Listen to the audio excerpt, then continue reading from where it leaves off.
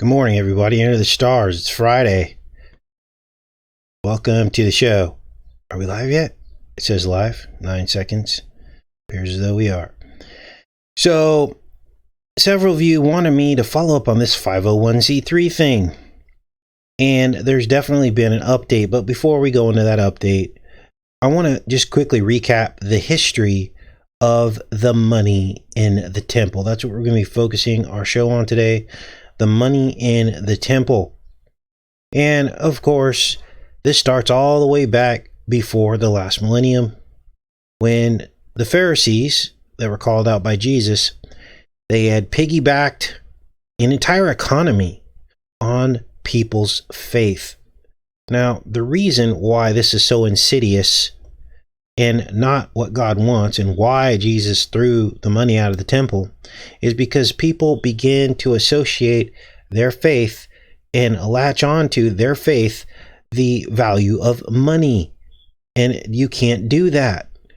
That is not what God wants. He doesn't want money mixed in the temple, because faith is a very spiritual thing where you're in this heightened sense of love for God, and the enemy can try to hijack that and take advantage of it. And this is why there is no place for money in the temple. So, of course, then Jesus came along. He threw the money out of the temple. Remember, when you think about Jesus' life, he operated with virtually no assets or overhead, except for a grassy hill here and there, or a few fish that he used to feed a crowd. God doesn't need your money. He wants your love and your time. That's all that matters to him. So then we fast forward in this history of the money in the temple to the year 1913. I found this site here that talks a little bit about the history of how all this played out. And this is when the U.S. government officially recognized churches as tax exempt. Now, there's a little bit of prehistory before this in the late 1800s, where many church organizations, or let's say individual churches, they were not taxed. But then soon after that, it became official in 1913, where they recognized churches as tax exempt. But this is when they began to apply specific rules to what they could and couldn't do. And actually, they gave a rule as to what defines what a tax exempt church is. So as we follow the progression of the history of these churches, you're going to begin to understand that there was a long let's call it, a long multi-generational attempt to control churches. Okay. Now, in 1913, the government officially recognized churches as tax exempt, and they applied these specific rules. And I believe this was the foundation for what future churches would be required to look like. And it's very specific. I want to show you this here. Some of this language here in the 501c3 definition is some of the very same language from 1913. What constitutes a 501c3 church? And it's very specific. Let's go down in here. I'll show you this. Here's the list. This is what they have to look like. And what you're going to notice is this is basically like a corporate structure that they applied. So in other words, let me simplify this. In order to get the tax exemption, this is what your church had to look like. So they defined what a church looks like. So right there, that's blasphemy. Only God gets to define what a church is. And all churches that get 501c3 tax exemption fall under this. So let's go through them. A distinct legal entity, a recognized creed and form of worship, a definite and distinct ecclesiastical government. It even says in here, a form of code of doctrine. Now, some of these cross over with early churches that Paul and disciples started. Some of these things seem to apply to this definition, but others do not. a former code of doctrine and discipline, a distinct religious history, a membership not associated with any other church or denomination, complete organization of ordained ministers ministering to their congregations, ordained ministers selected after completed prescribed course of study. So, was this something that God required, that you have to study and get some kind of a degree? Of course not. See, this is how they begin to control things. Literature of its own. So basically you have to have some kind of a print shop and print this literature up, okay? Again, that wasn't something required by the early church. Why is the government defining that here? Establish places of worship. Okay, so once again, Jesus was a carpenter. He never built a church. So why are they basically saying you have to have an established place of worship? See, all this feeds back into them and their ability to control it. They can't control anything that doesn't have an address, right? Now you're starting to see how all this dovetails into a lot of the things that we've been talking about for a long time.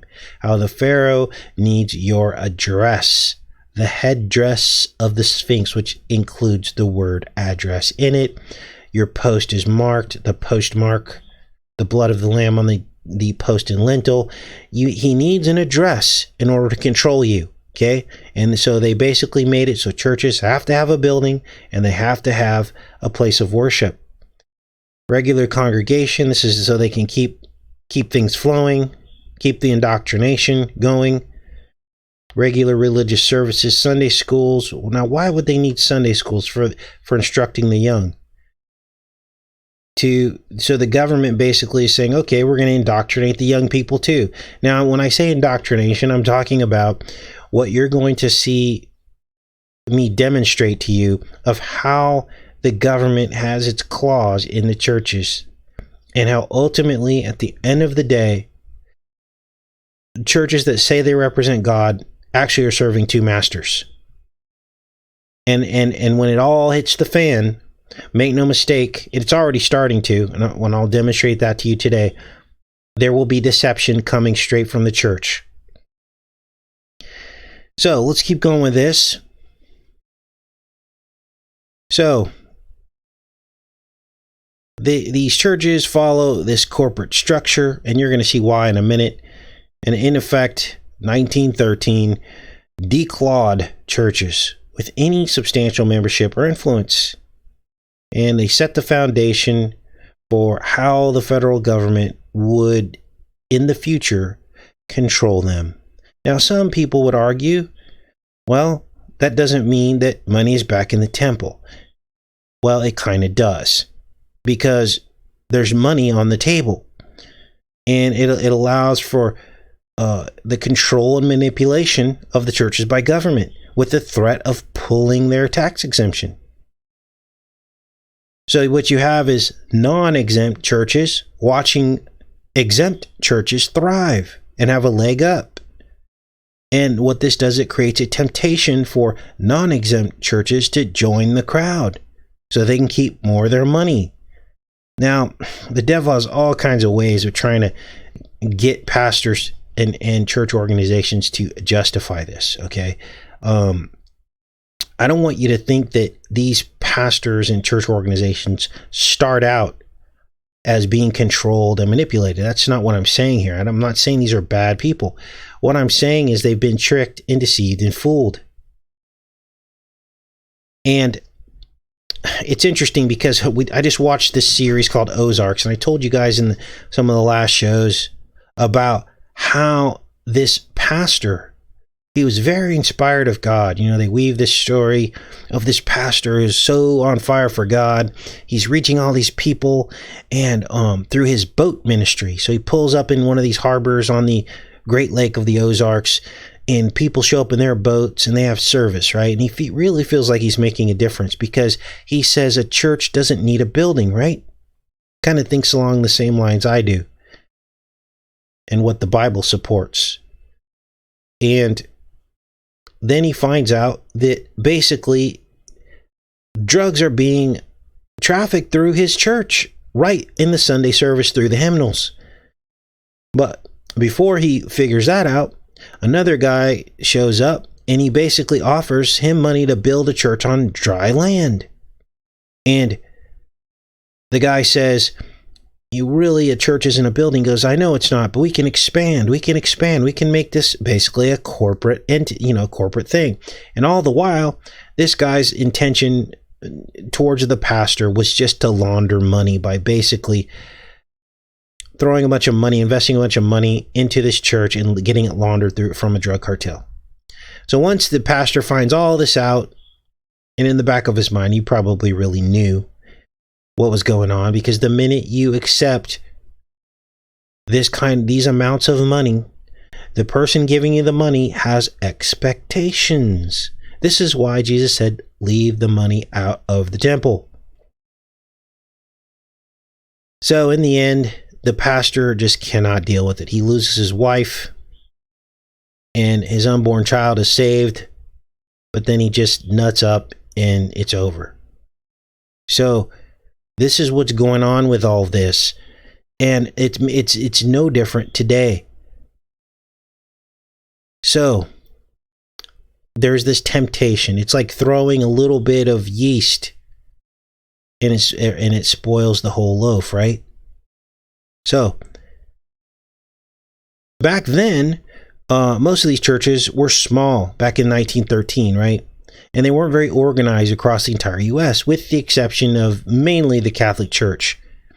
The 1800s was really when the Reformation kicked off, and all these different denominations sprung out of Protestantism. I can't even say the word. And this, I believe that was all by design. So the Catholic Church was losing power.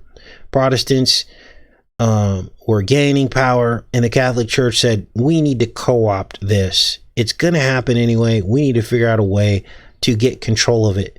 So they splintered off all these denominations out of the Catholic Church. This is what I believe happened. You can read history for yourself and find out. And they just told everybody, oh, these are just people that started these churches. But what you'll notice is all these churches that started back then, they were from these family bloodlines. And they started these whole denominations that are still around today. Not many of them went bankrupt. Not many of them lost their power. It was almost like some kind of deal was made. Look, we'll let you split off in all these denominations. We'll leave you alone. But really, you're still under our control.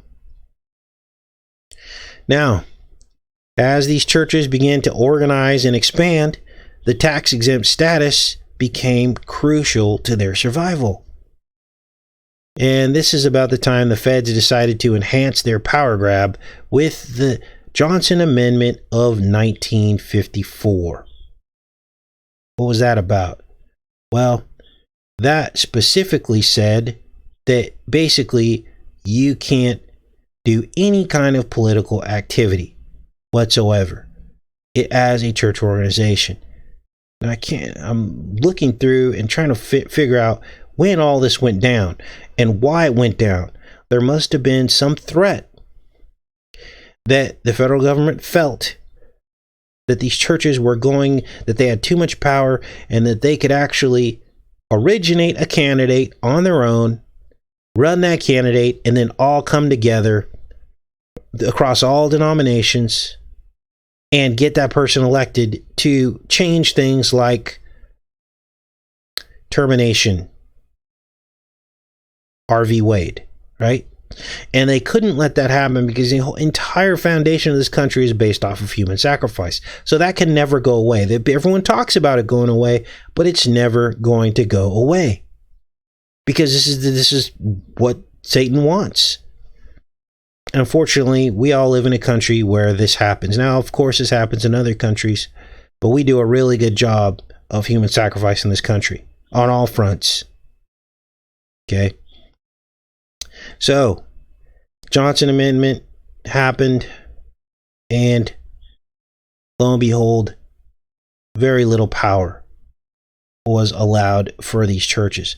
So, from 1954 to 2017, churches were completely and thoroughly controlled from ever being a game changer for God in America. And isn't that ironic? Isn't that ironic? One nation under God, but a neutered church who can't organize to get anybody elected who could actually make a difference. And that brings us to now. And this is where these changes and updates happen.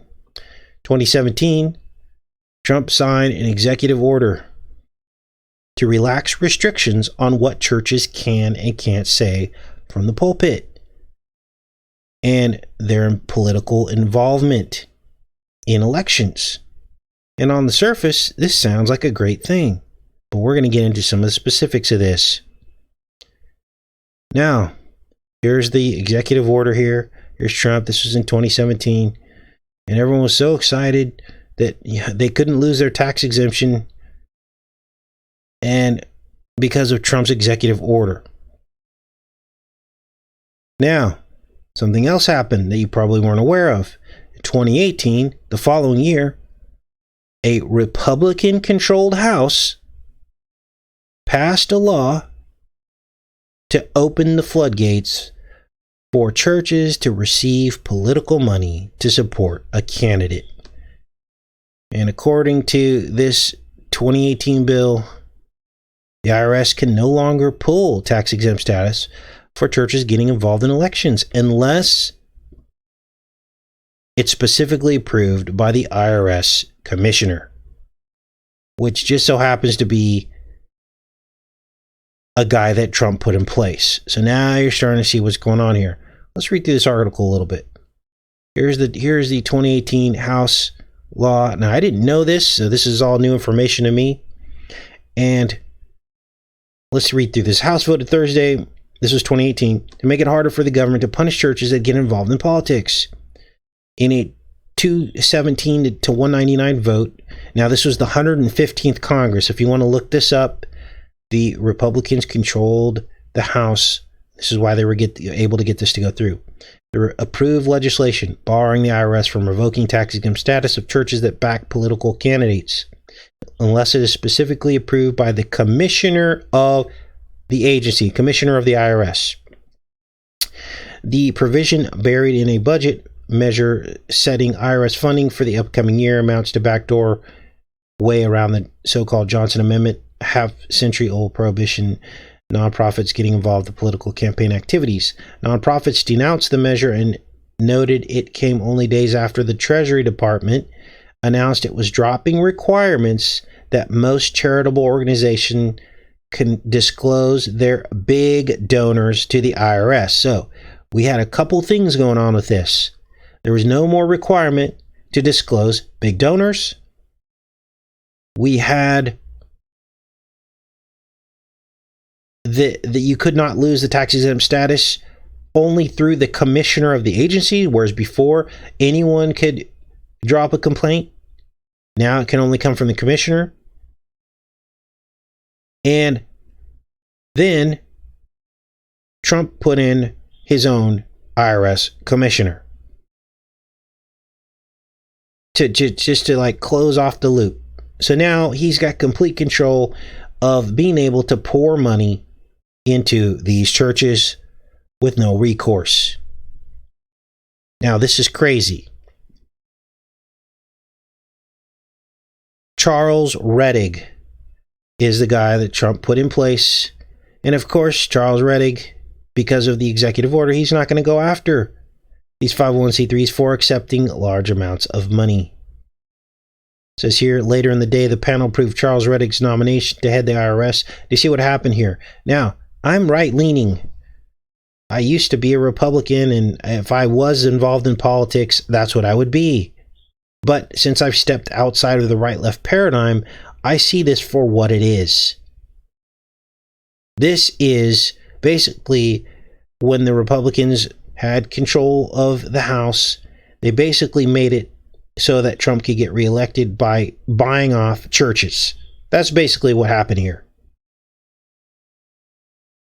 Now, let's keep going with this because there's a lot more.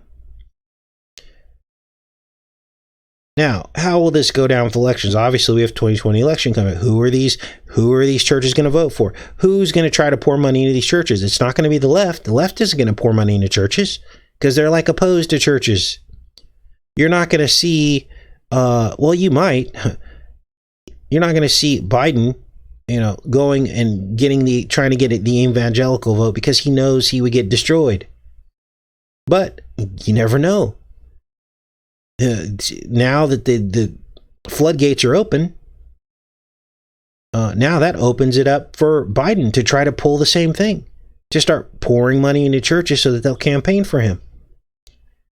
So, all this sounds all great and everything, right? If you truly believe that Trump is under God, but it's not okay. Because what's happening here is the money has been brought right back into the temple.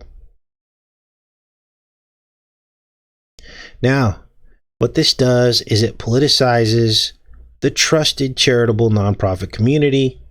It authorizes unlimited, untraceable political money to flow right through the nonprofit sector to benefit partisan interests. And anybody who uses critical thinking will understand that that is the case. And if you think that pouring money into churches from corrupt governments is a good thing, then you haven't been reading your Bible. This is a manipulation tool, and it drags this corruption right back into the temple.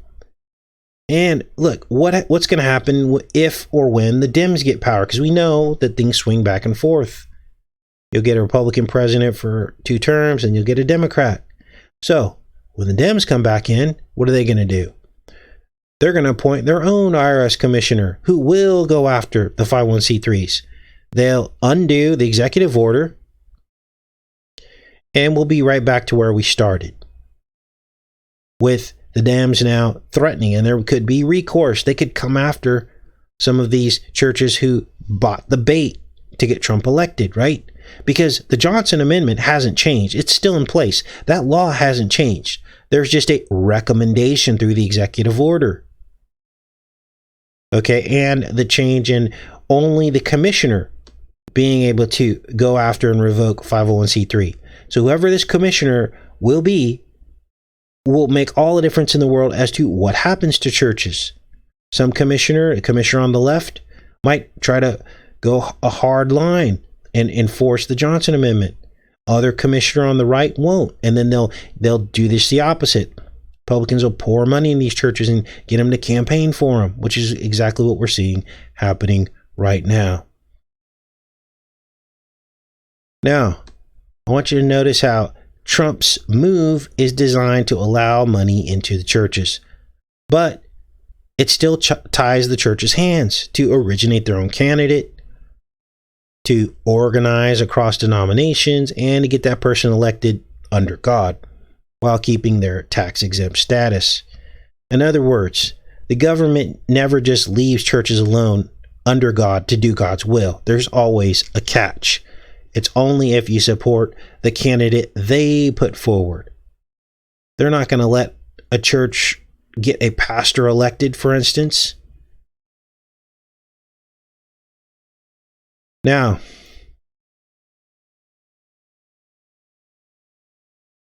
Trump did soften the Johnson Amendment, but solely for his own benefit, so that he could pour money into these churches in preparation for the 2020 elections.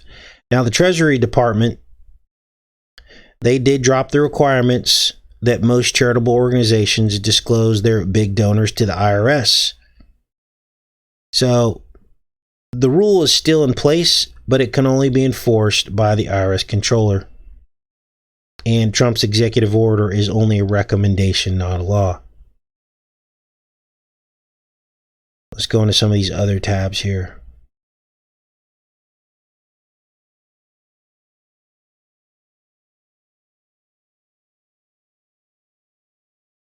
Here's the one talking about the House bill allowing churches to engage in politics without losing tax-exempt status. This was 2018, like I said. I just covered that.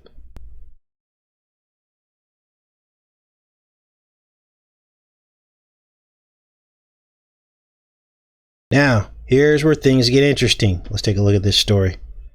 Because here's a real example of a church that got money from the Trump campaign. He didn't give them money, but he leased their church, which obviously, look, let's all be honest here. Since they don't have to disclose the amount that they leased the church to him for, they could have leased it to him for $1 million, $2 million, $5 million. You know, the little scratch on the back, they don't have to show that to the IRS. So this is how they get around this. Now, this happened in 2020, and the writers of the article, I don't think they were aware of the law that the House passed in 2018 to basically neutralize the threat. But imagine a Democrat-controlled administration and what they would have done to this church. Now, I want you guys to understand how serious this is. So let's take a look here. Trump presidential campaign has held rallies at a variety of cities and venues. A lot of money going out from the Trump campaign to churches. Of any amount. We don't know the amount because it doesn't have to be reported anymore, right? He's basically buying off the churches. Many have provoked protest from those who oppose the president's positions, but the rally to be held this Friday at King Jesus International Ministry, a megachurch in Miami, has prompted a call for the IRS to revoke the church's nonprofit status. And of course, that can't happen because of the law that I just told you. A letter from the legal director of the Freedom from Religion Foundation, a nonprofit that works on separation of religion, church, and state issues, calls on the IRS to promptly investigate the church. The grounds that they use is the Johnson Amendment. Okay, we already covered all that.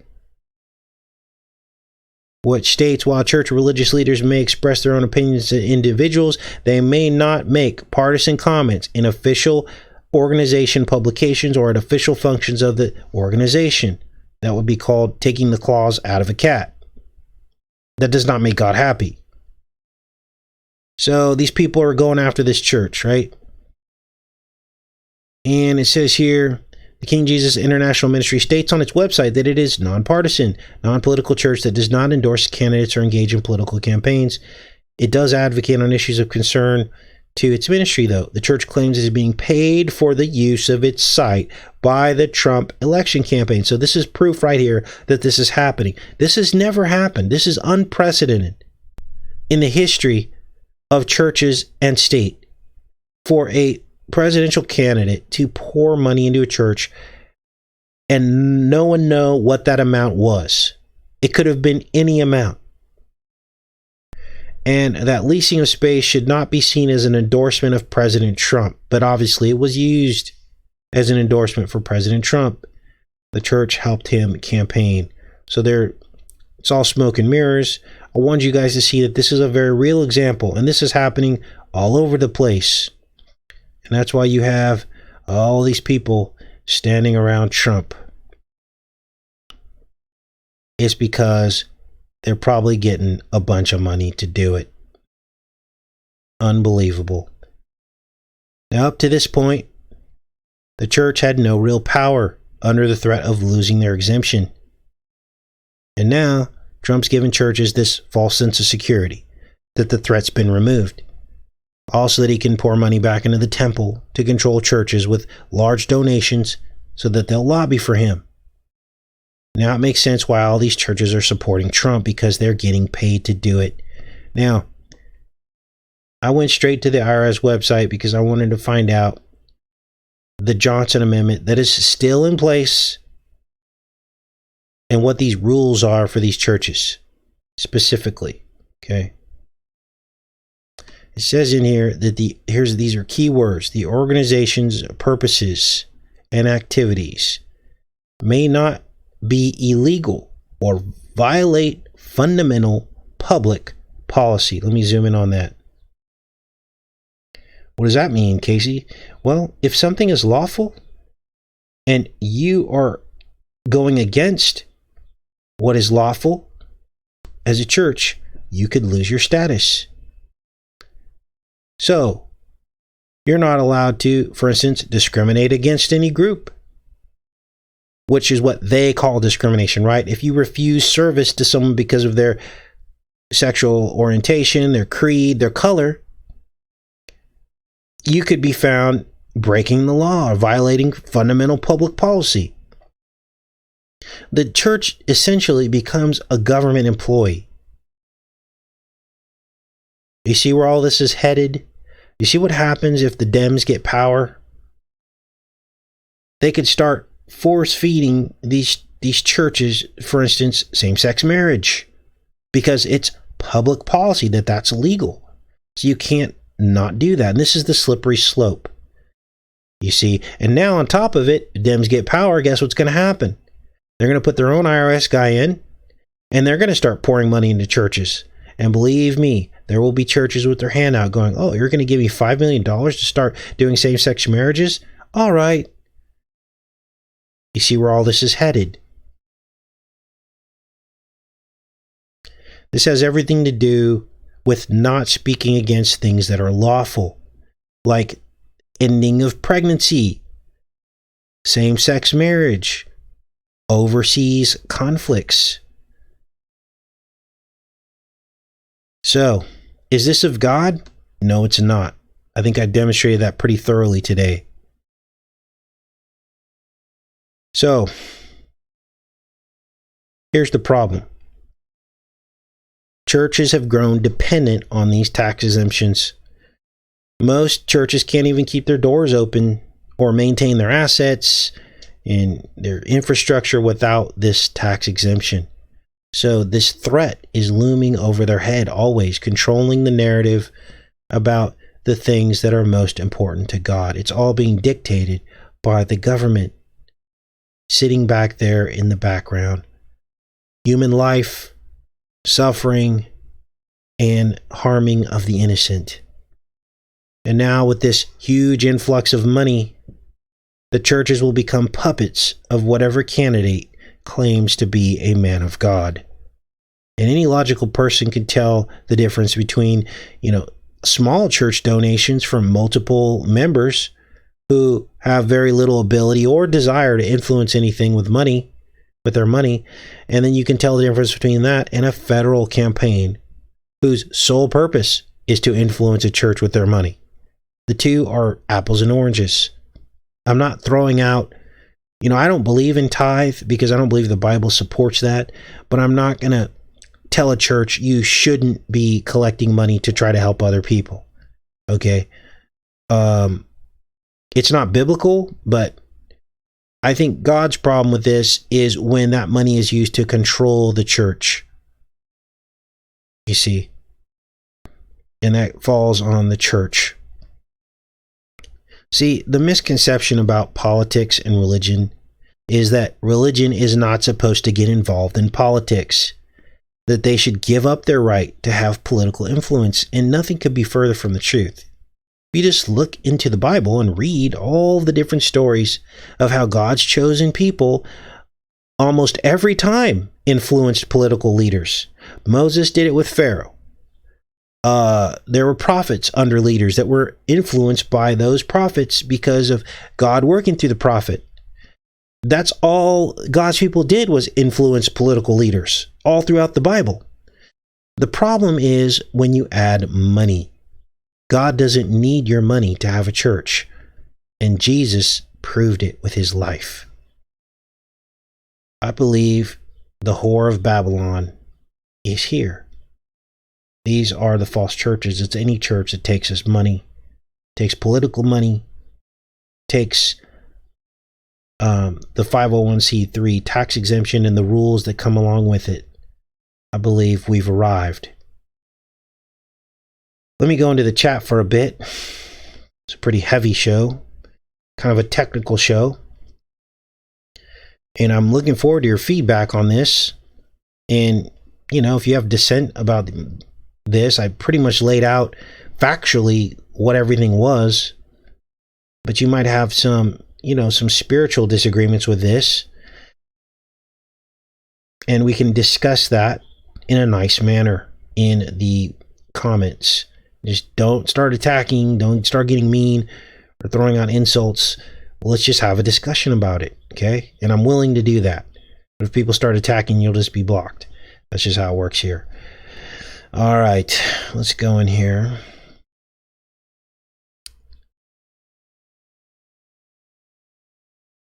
Now, there are plenty of churches out there that don't take the 501c3. Why? Because their ministry doesn't even fit into the parameters of the definition of a 501c3 church. So even if they applied for it, they wouldn't get it. Those are the churches you probably need to be going to, or, because they're not bought and sold. They don't have any rules on them. They can say what they want. But you see the problem. Those small churches aren't going to be able to rise up a godly candidate or king and get that person elected. There's just not enough cohesion and unity. And now you understand why all these denominations were allowed to be created after the Catholic Church lost power to the Protestants. It's because it's divide and conquer. And this is why all these churches stick to their doctrines so closely. And this is why many of these churches call out other denominations and say, see, the Baptists are doing that. See, that these are doing that. See, the evangelicals are doing this. They want that finger pointing. And that's why a lot of the sermons that you'll go to in your particular church are usually attacking another faith or denomination, or discrediting it at least. Because that division is gold to the federal government. They love that, because then these churches can't ever come together and get rid of things like RV Wade, right? That's the problem. And Timothy puts it very nicely. Having a form of godliness, but denying its power. Turn away from such as these. They are the kind who worm their way into households and captivate vulnerable women weighed down with sins and led astray by various passions. This is what you don't want. All right, let's go back in the chat here.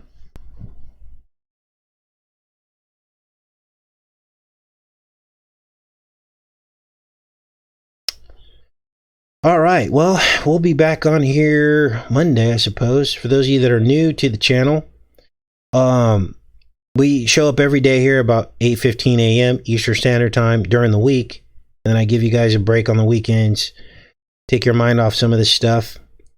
And then at that point, we'll be back on here Monday. So I'm really glad to have all the new subscribers. Love each and every one of you. Take care and be safe, you guys.